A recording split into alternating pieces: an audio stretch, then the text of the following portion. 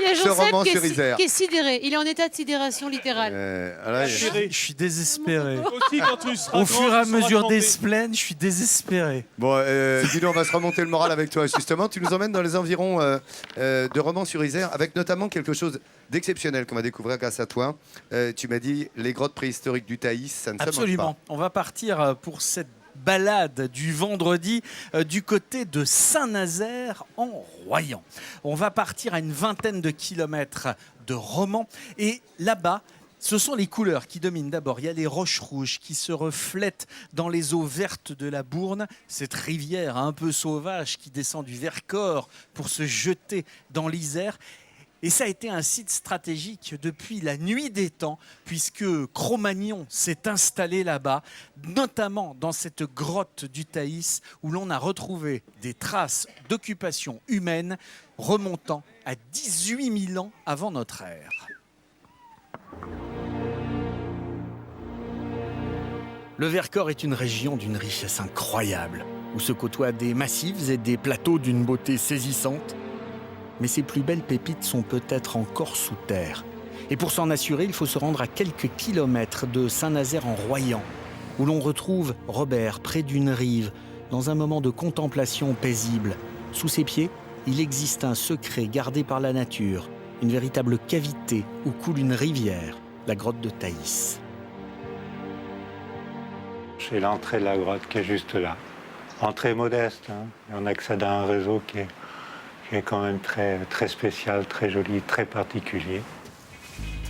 D'habitude ouverte au public, nous avons droit à une visite privée de la grotte avec Robert, son guide le plus passionné. Pour lui, c'est une seconde maison. Il a investi plus de 40 années de sa vie à l'explorer. Et aujourd'hui encore, il éprouve autant de plaisir à s'y promener qu'au début. Je suis toujours émerveillé par les découpes de roches, plus que les stalactites, stalagmites qui est l'image, disons, classique qu'on se fait du monde des grottes. Ici, c'est le monde de la pierre. Et ça, c'est quand même un côté magique. Un côté magique, comme pour un voyage au centre de la Terre. Dans une ambiance tamisée, on admire le relief des entrailles de la planète. Et l'on parcourt 2 heures durant ce labyrinthe formé il y a des milliers d'années par une rivière souterraine. Cette rivière, toujours présente en sous-sol, crée assez nombreuses galeries en creusant la roche calcaire. Mais au-delà de ces clairs-obscurs avec la matière, ce qui fascine le plus Robert, c'est ce monde qui reste en mouvement ici. C'est pas figé, je veux dire, ça travaille toujours. L'eau monte, descend, les bruits changent. Non, c'est une grotte qui vit. Une grotte vivante, dont cet homme est tombé amoureux il y a bien longtemps. Car entre Robert et Thaïs, c'est vraiment l'histoire d'un coup de cœur. Découverte à l'occasion d'une plongée sous-marine dans l'Isère, il va explorer la grotte de fond en comble et permettre des découvertes incroyables, comme cet os ayant été sculpté, taillé à la préhistoire. L'homme de Cro-Magnon gravait ses ossements jour après jour tel un calendrier, et c'est Robert qui nous l'affirme. Nous sommes devant les toutes premières formes d'écriture que nous connaissons au monde. Je vous dis, il y a 15 000 ans. C'est de la proto-écriture. C'est quelque chose de très important au niveau archéologique. Ça veut dire que l'homme est un homme comme vous, comme moi, et qui commence à avoir besoin d'écrire.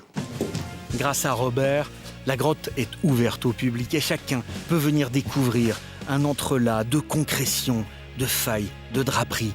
Et on se prend à rêver sur le plus beau des trésors. Et sans nul doute, le mieux caché de la région.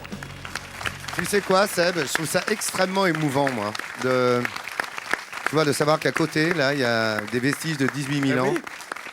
Fascinant, même. Comme il y en a pas mal dans la région. Ouais. Une grotte donc qui a été exploré par Robert dans les années 60. Il y a découvert ces gravures uniques sur des os. Il a découvert également des pendeloques, des grattoirs, des lames, des saguets. Ça fait partie de ces lieux importants de la préhistoire qu'il y a dans toute la région. Il y a une autre ville dans laquelle je voudrais vous emmener et que je voudrais vous faire découvrir, c'est Saint-Jean en Royan. Petite cité active, fort plaisante. On y a fabriqué nombre d'objets. On y fabrique des peignes, des cuillères, des on fait pas mal de tabletterie, on y cultive également la noix. 2 éléments qui font la réputation de ce village, mais pas que. Lorsqu'on s'évade de Romans-sur-Isère pour profiter des splendeurs naturelles qu'offre au regard le Vercors, il n'est pas rare de traverser de charmantes communes. Et pour le coup, Saint-Jean-en-Royans est l'endroit parfait pour une halte.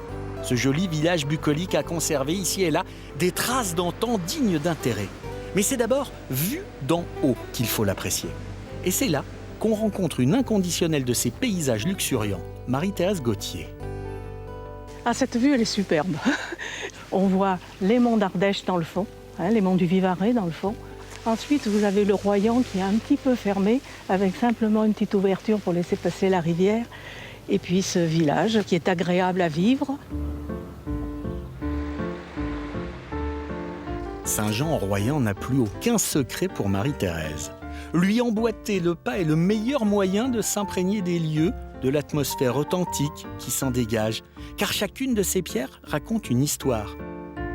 Outre les constructions en galets, la commune peut se vanter d'accueillir un édifice classé monument historique. Cette église du XIIe siècle fait le bonheur des amateurs de jolies boiseries. Pas étonnant de trouver pareil ouvrage lorsqu'on sait combien Saint-Jean-en-Royans est attaché au travail du bois, comme nous le confirme cet artisan. C'était le fleuron de l'artisanat du Royan, puisque on a dénombré plus d'une 60aine d'ateliers, ce qui représentait 600 ouvriers du bois. C'était la première activité économique du Royan, avant l'apparition du plastique. Henri est ce que l'on appelle un tabletier. Il fabrique des cuillères et quelques objets dont la matière première est l'olivier. Pour tailler cette essence, il utilise un outil étonnant que l'on nomme la varlope, une sorte de scie de fabrication maison dont les lames sont fixées par une armature en bois.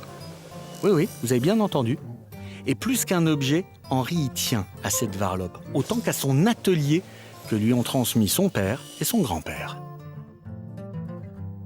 Cet atelier, je l'ai toujours connu. Quand, à l'époque, je voulais gagner 4 sous pendant les vacances scolaires, je venais donner un coup de main à mon papa et à mon grand-père. Et puis après, c'est devenu une activité à temps plein. Et aujourd'hui, c'est vrai que je suis assez fier. Il est resté en l'état. Et j'essaie de le conserver le plus possible en l'état pour qu'il puisse éventuellement se transmettre tel qu'il est.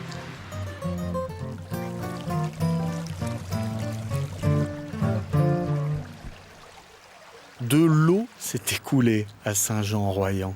Mais malgré les années, demeurent quelques souvenirs d'autrefois.